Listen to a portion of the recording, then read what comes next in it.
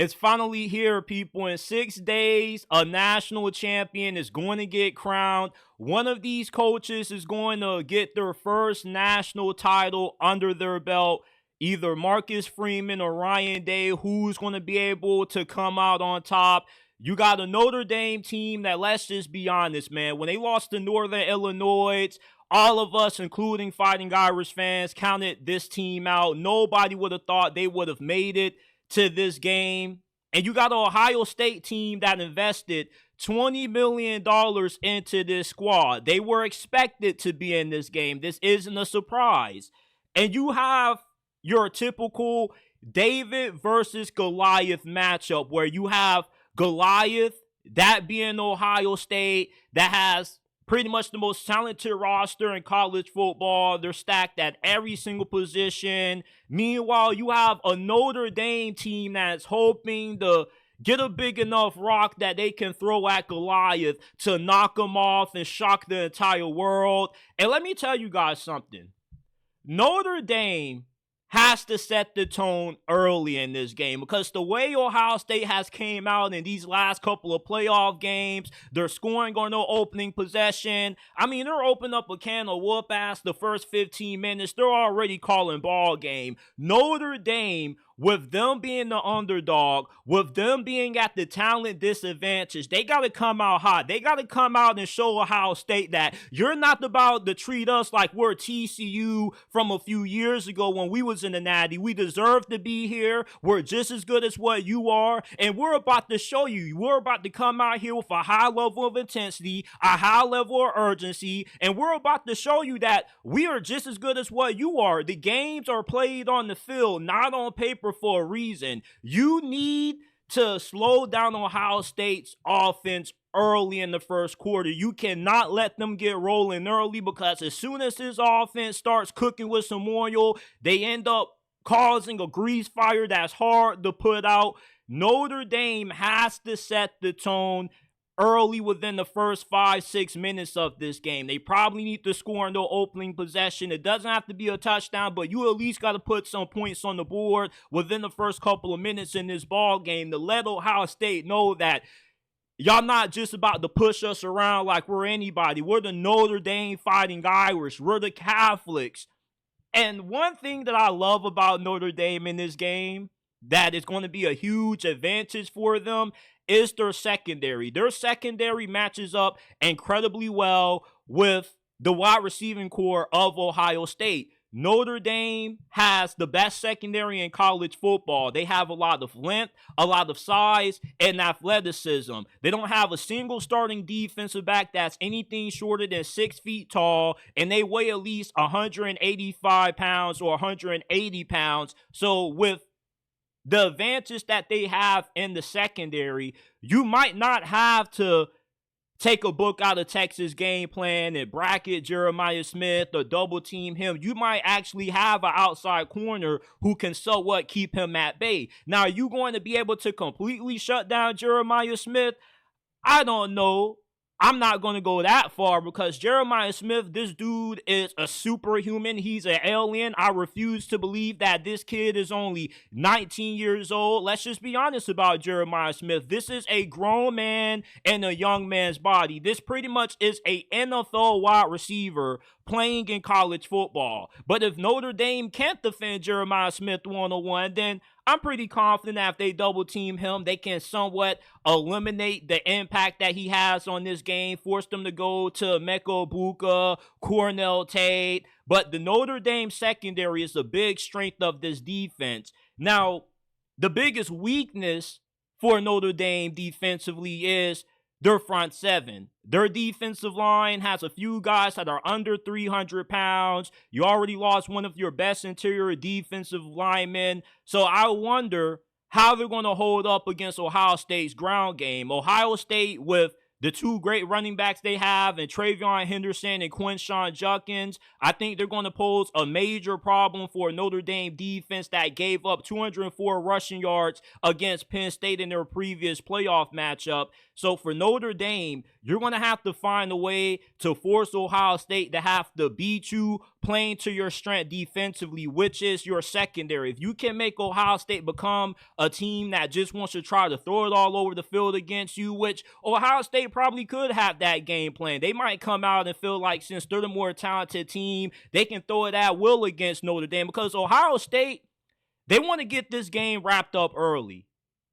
Because if they don't, and this is a one-possession game going into the fourth quarter, Ohio State fans should be very worried. Because one thing about Notre Dame is that this is a team that is a lot similar to what Michigan is. All right, their quarterback play is better. Riley Leonard, we know he's a capable quarterback, but he doesn't light the world on fire from a stat sheet standpoint, but he's a really tough quarterback. He's a good runner. He knows how to run guys over. He's like a fullback at quarterback pretty much, and he does have the ability to make a few big throws here and there. Ohio State, you don't want this being a close game going into the final 15 minutes, because Notre Dame is one of those teams that they just find ways to win. And they love to get in street fights. They love to get in the ugly games. They would love for this to be a 10-13 game, a 17-14 game with 15 minutes left, because that means that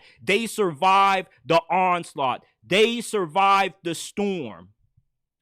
And once you get into those last 15 minutes, anything can happen from that point on, because Notre Dame, what makes them such a great team is that their identity is that we just find ways to win, which is playing good football on all three phases: defense, offense, and dominating on special teams. Their field goal kicking has been immaculate. They've had a big kickoff return to start the second half of that win against Georgia. They just are so well coached in all three phases of the game, which is why you don't want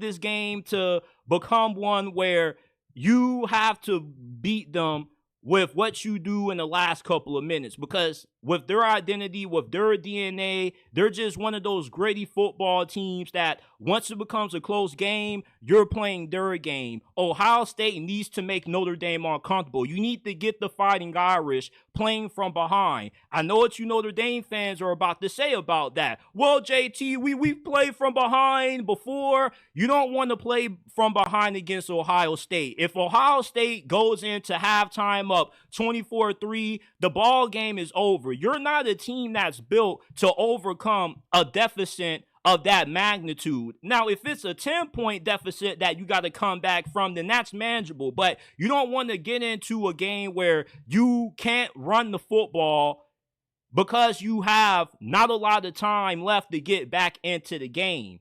And Riley Leonard, he needs to play the best game of his career. He needs to play this game like this could be the last time he ever touches a football, because Ohio State's cornerbacks are not that good in my opinion. So there are opportunities to get some big plays downfield. Ohio State's corners, they can be a little bit handsy at times, a little bit overzealous in coverage.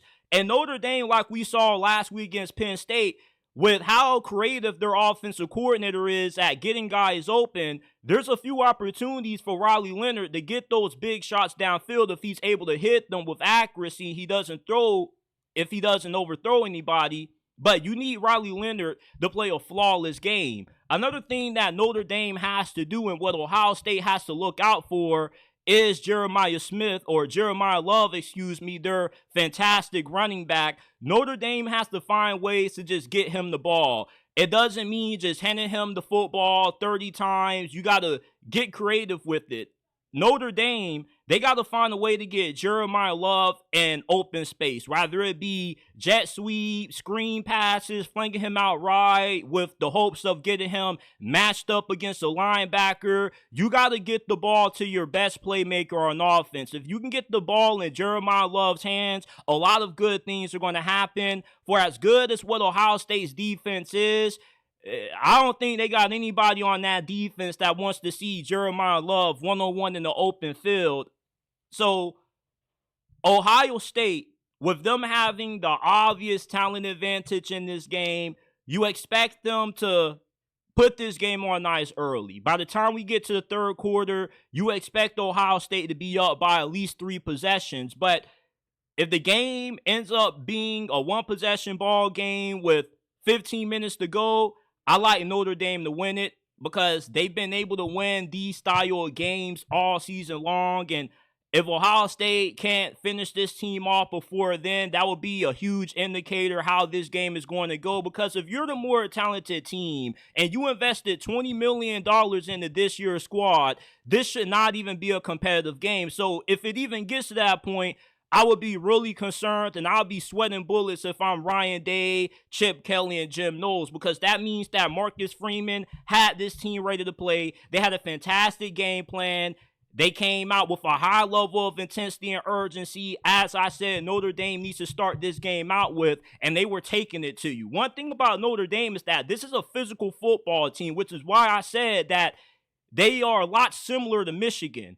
You know, they stay true to who they are, which is they're going to pound the rock. Even if it isn't working at times, they're still going to stay committed with it, and they're going to try to beat you up front. And they do have a good amount of depth on the offensive line and defensive line. I mean, last game they lost their left tackle. The backup came in and he was playing pretty well, and Penn State has a pretty good defensive line. Now, of course, their defensive line is nothing compared to y'all's. Okay, Ohio State's defensive line is so good that Texas was scared to run the football up the middle against them from the 1 yard line. So that shows you the respect that not just Texas, but a lot of other teams have for what Ohio State has on the line of scrimmage. But Notre Dame, unlike Texas, they're not going to try to win this game the finesse way. They're not going to be soft. If they win this game, they're going to take it to you. They're going to bring the fight to you. And I think that Notre Dame probably loses this game 24-17 is going to be my final score prediction.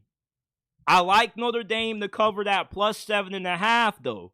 Because, you know, even though they'll lose by a touchdown, the 7.5 technically is 8 points. Notre Dame, with how well coached they are by Marcus Freeman, how they played all year long, defending the pass, I really feel this is going to be a closer game than what a lot of us are expecting. I'm not expecting to see Georgia versus TCU part 2 because Notre Dame is a way better team than what that TCU squad was. And you got to remember, Notre Dame earned the right to be here. It's not like they got lucky against one team and they lucked up getting into this game. They beat Indiana, who was a top 10 team, Georgia, who was a top 5 team, and Penn State, who was a top 5, top 10 team. So if you can beat 3 ultra-talented squads, I'm pretty confident that you can keep it close with Ohio State. Hell, that Texas game that Ohio State played in this past week wasn't expected to be that close.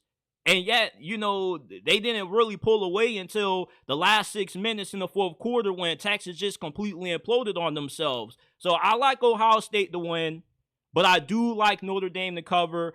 And I do expect for Notre Dame to make this a really competitive game. I'm not expecting this to be a wash where by the time we get into halftime, we're turning the game off and we're watching something else because the outcome is already decided.